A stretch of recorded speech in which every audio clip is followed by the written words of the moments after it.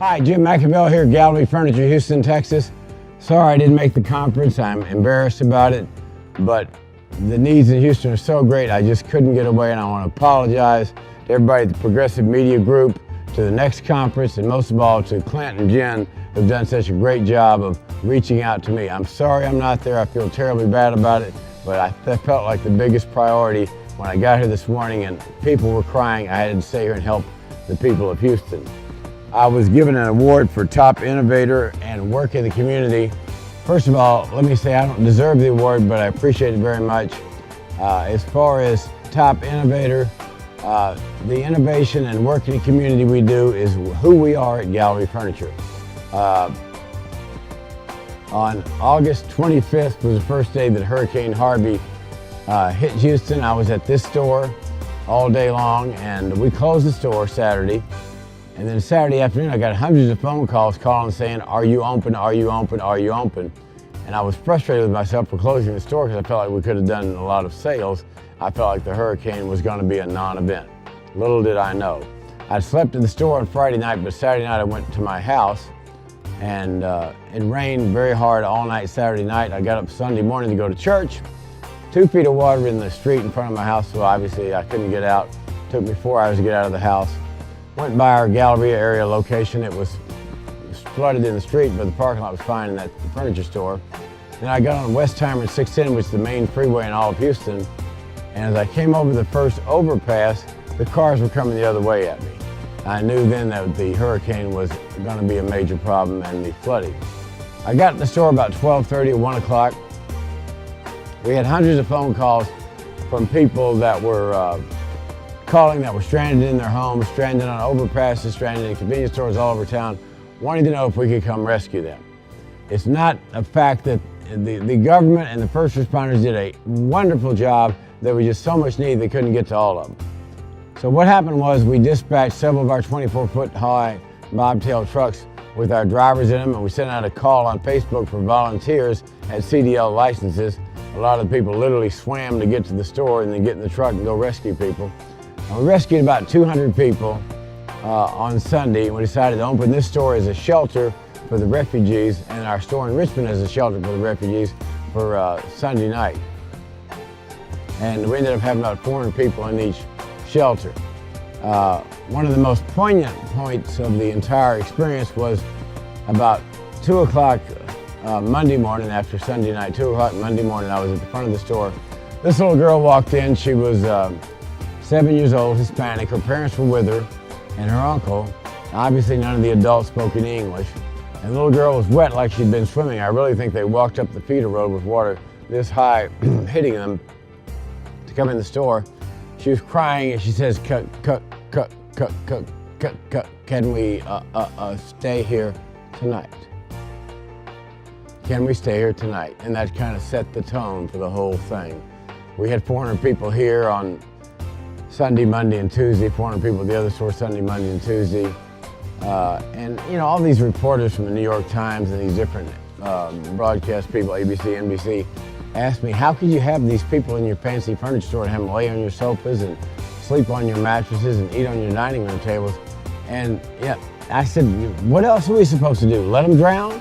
These are our people, and that's what we do at Gallery Furniture. If we have any innovation, it's that we pay attention to our customers, we pay attention to our people, because that's all that matters. The only good thing about this horrific flood of biblical proportions called Harvey is it has brought the entire city and community and helped them across the United States together. The guys from Cardi's Furniture in New England just sent us 3 more truckloads of supplies just yesterday. It's brought the entire community and country together where we're not worried about right-wing politics or left-wing politics. We're worried about people, not politics, and I think that's the way it should be. I want to read you one of my favorite songs here tonight. It said, "I have heard my people cry." Every day these people walk in here that are 40, 50, 60, 70 years old. They might be 20 years old. Their entire life has been flooded. Their entire life is gone. They have their belongings in a black trash bag. Their house had 8 foot of water in it. Their cars are flooded. They had no flood insurance. But yet they have this incredible positive attitude. Even though they're crying, they're going to go on. That's the resiliency of the human spirit. It's genuine, it's raw, it's real, it's authentic. And that's our innovation, is the fact that we want to relate to our customers, to our people, whether they have 10 cents or $10 million, it doesn't matter. These are God's people. Our job is to take care of the least, last, and lost, as well as the affluent. I have heard my people cry, all who dwell in dark and damp, our hands will save. We will make their darkness bright. Who will bear the light of them? Who shall I send? Here we are, Lord. That's who we are. That's what we do. We take care of people. That is the only innovation we have. And I have heard you calling in the night. We will go, Lord, if you call me. We will hold your people in our hearts. And we have borne our people's pain. We have wept for love of them. We will speak our words to them, and our words are on your side. This last, I guess it's 30 days now. I've been here 30 days in a row, worked about 20 hours every day. And I was thinking about this yesterday. This has not been the hardest time of my life. This has been my most pleasurable time of my entire furniture career, because we're helping people. Are we selling furniture? Of course we're selling furniture, but more importantly, we're helping people. And the brand is the way you treat your customers. The brand is the way you treat your customers, and hopefully with most of our customers we're doing a good job of treating them right. Are we selling furniture at full price? No, we're discounting a lot of the furniture tremendously to the people so we can fit their budgetary needs. These people are devastated, just devastated. And it's white people, black people, Hispanic people, Indians, Asians, all ethnic types, rich people, poor people, all across the thing. They are hurting, and it's our job to step up our game and put aside our narcissistic interests and take care of our people. That's what we do. And it's not me, it's the incredible Gallery Furniture employees, all 400 of them, who've worked 28, 29 days in a row to help these people get their lives back together. That's what innovation, that's what marketing is all about. That's what community service is all about. So, the customer experience is the brand.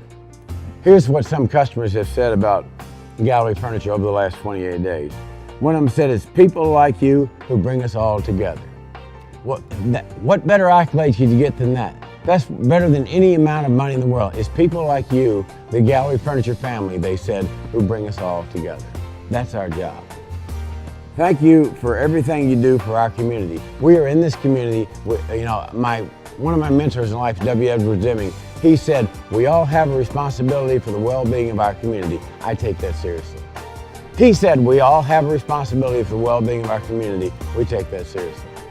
I drove to do a speech in Houston last week, only 15 minutes from the store here, so I was able to go there. And I got to the speech. It was at a golf course, and all the houses were flooded with debris in the yards, all driving into the golf course. And here's this guy out there practicing his chipping and his putting like nothing's going on. And I'm thinking, does anybody get this? These people are crying. We have to help our people. And our employees and our staff and our volunteers in the community have risen up like a phoenix. It is a joyous thing to see. This has not been the hardest 28 days of my life. It's been the easiest because we're able to help. Some customer said the other day when they saw everybody cooperating when the refugees were here. The refugees didn't do anything with the furniture. They didn't tear up the furniture. They went around and cleaned up. They helped cook meals in the restaurant. They volunteered. They did all these things. And I thought to myself, this is how people behave. They behave the right way. They help each other. During this biblical flood has changed Houston for the better. The word is solidarity, coming all together to help each other. It's not about profits. It's about people. Even though I don't live there anymore, one customer wrote to me, Gallery Furniture's actions have made me prouder than ever to be a Houstonian, to be a Texan. That's what it's all about, people helping people. It's not about profits. Another customer wrote, I will not buy one piece of furniture anywhere else than the Gallery Furniture the rest of my life. That's not why we did it, but that's what happened. Giving, genuine, authentic, is what we do to support the community. Another guy wrote, thanks to Gallery Furniture being a stand-up company. And they said, why did you open the doors of the store to these people? Because it's the right thing to do. How long did it take me to make that choice? About 2 seconds. And we put it on Facebook Live, had 1 million views in an hour and a half, and here they came. And we welcomed them with open arms. Because if you take care of people, they take care of you. That is a marketing innovation. If you take care of people, they take care of you. To hell with profits, let's go for the people. Dublin Road, I hate driving in the middle of Houston where you're located at because of the traffic. I will never go anywhere else.